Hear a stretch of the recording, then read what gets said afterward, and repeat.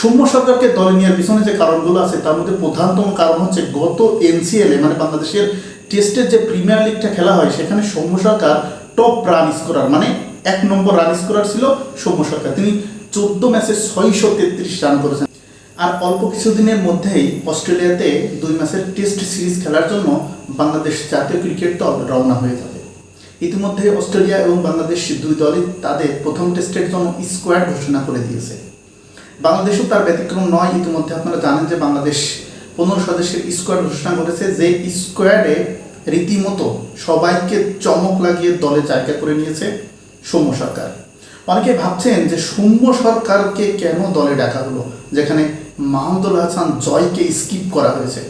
সৌম্য সরকারকে দলে ডাকার পিছনে যে বড় বড় কিছু কারণগুলো আছে, সেই কারণগুলো এখন আপনাদের সামনে আমি তুলে দেবো। তাই ভিডিওটা অবশ্যই সম্পূর্ণ দেখবেন এবং যারা আমার চ্যানেলে নতুন এসেছেন অবশ্যই চ্যানেলটি সাবস্ক্রাইব করে দিবেন।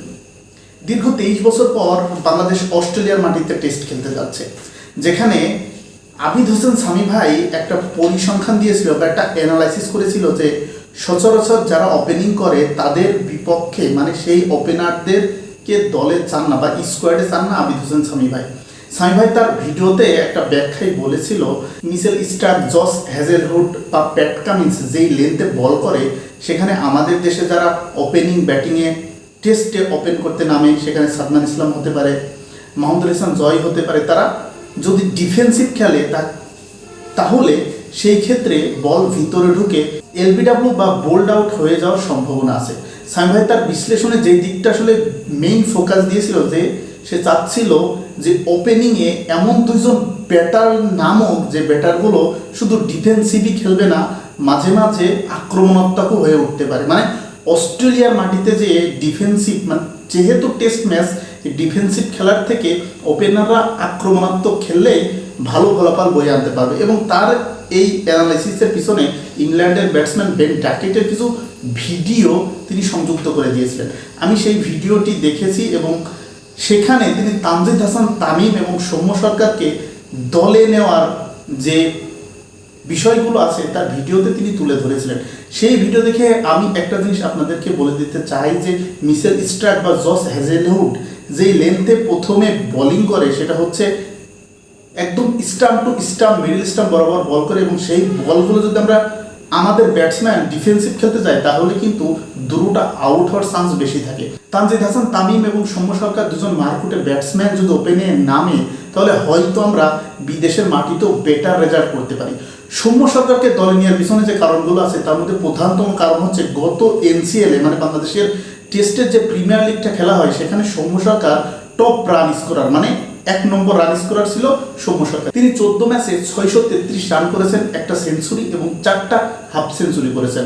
যখন কোনো সিরিজের জন্য জাতীয় দল ঘোষণা করা হয় তখন কিন্তু একটা প্লেয়ারের তার বিগত সিরিজগুলো, সে যদি এমার্জিং টিমে থাকে বা সে যদি বাংলাদেশ এ দলে থাকে, তার পরিসংখ্যানটা দেখা হয়। ঠিক সেইমভাবে সৌম্য সরকারের এনসিএলের পরিসংখ্যানটা দেখা হয়েছে এবং সেখানে তিনি টপ স্কোরার ছিল। তিনি 14 ম্যাচে 633 রান করেছেন। সৌম্য সরকারকে দলে নেওয়ার পিছনে আরেকটা সবথেকে বড় কারণ যেটা হতে পারে সেটা হচ্ছে সৌম্য সরকার বাংলাদেশের মানে আমাদের উপমহাদেশের তুলনায় ওশেনিয়া মহাদেশ, যেটা আমরা বলতে পারি অস্ট্রেলিয়া, ইংল্যান্ড বা নিউজিল্যান্ডে যে ম্যাচগুলো খেলেছেন সেখানে তার ব্যাটিং এভারেজ অনেক ভালো। সৌম্য সরকার যেগুলো হাফ সেঞ্চুরি এবং সেঞ্চুরি করেছেন সেগুলো কিন্তু সেই ওশেনিয়া মহাদেশেই করেছেন। নিউজিল্যান্ডের বিপক্ষে তিনি 100+ রানের একটা ইনিংস খেলেছেন, সেখানে তিনি হাফ সেঞ্চুরিও করেছেন। তাই আরেকটা সবচেয়ে বড় যে বিষয়টা হতে পারে সেটা হচ্ছে অস্ট্রেলিয়াতে যেহেতু পেস বোলিংয়ের একটা আধিক্যতা আছে, সেখানে আমাদের কিন্তু শরীফুল ইসলাম, নাহিদ রানা 2 জন পেস বোলার এই মুহূর্তে ইনজুরিতে আছে। সো সৌম্য সরকারকে নেওয়ার পিছনে আরেকটা বড় কারণ হতে পারে সেটা হচ্ছে যে সৌম্য সরকারের ব্যাটিংয়ের পাশাপাশি সে মিডিয়াম পেস যে বলগুলো করে সেই বলগুলো অধিনায়কের জন্য কিন্তু একটা পার্ট টাইম বোলার হিসাবে দুর্দান্তভাবে সৌম্য সরকারকে কাজে লাগাতে পারে। সৌম্য সরকারের ব্যাটিং গড় কিন্তু ওশেনিয়া মহাদেশে 40+ এবং তিনি যে হাফ সেঞ্চুরি এবং সেঞ্চুরিগুলো করেছেন টেস্ট ম্যাচে সেই সবগুলো হাফ সেঞ্চুরি এবং সেঞ্চুরি কিন্তু ওশেনিয়া মহাদেশ অর্থাৎ নিউজিল্যান্ডের মাটিতে নিউজিল্যান্ডের বিপক্ষে তিনি করেছিলেন। সো সৌম্য সরকারকে দলে নেওয়ার পিছনে যে অনেকেই হয়তো ভাবতে পারেন যে কেন তাকে দলে নিল, তার দলে নেওয়ার পিছনে যথেষ্ট কারণ আছে। নাম্বার 1 কারণ হচ্ছে তিনি গত এনসিএলে টপ রান স্কোরার এবং ওশেনিয়া মহাদেশে তার ব্যাটিং এভারেজ সব থেকে ভালো, সেখানে তার হাফ সেঞ্চুরি আছে। নিউজিল্যান্ডের বিরুদ্ধে তিনি একটা সেঞ্চুরিও করেছেন এবং ব্যাটিংয়ের পাশাপাশি তিনি বলটাও ভালো করতে পারেন। সো সৌম্য সরকার এবং তানজিদ হাসান তামিম দুইজন বাংলাদেশ টেস্ট ক্রিকেটে নতুন যে ডাক পেয়েছেন তাদের জন্য শুভকামনা থাকবে। এবং জস হ্যাজেলউড, মিচেল স্টার্ক বা প্যাট কামিন্সের মতো গতিদানক বোলারদের বিপক্ষে ডিফেন্সিভ খেলার থেকে সৌম্য সরকারের মতো মারকুটে ওপেনারই বাংলাদেশের এই মুহূর্তে প্রয়োজন। কারণ আপনারা যখন দেখবেন যে সৌম্য সরকার নিউজিল্যান্ডের মাটিতে Tim Boult, Tim Southee, Lockie Ferguson বা জিমি নিশামদের মতো বোলারদের কিন্তু সামলে এসেছেন। সো সৌম্য সরকারের প্রতি বাংলাদেশের টিম ম্যানেজমেন্ট যে আস্থা বা ভরসাটা রেখেছে, আমরা চাচ্ছি সেই আস্থা বা ভরসার প্রতিদান সৌম্য সরকার দলে যখন খেলবেন তখন তার পারফরমেন্সের মাধ্যমে দিবেন ইনশাল্লাহ।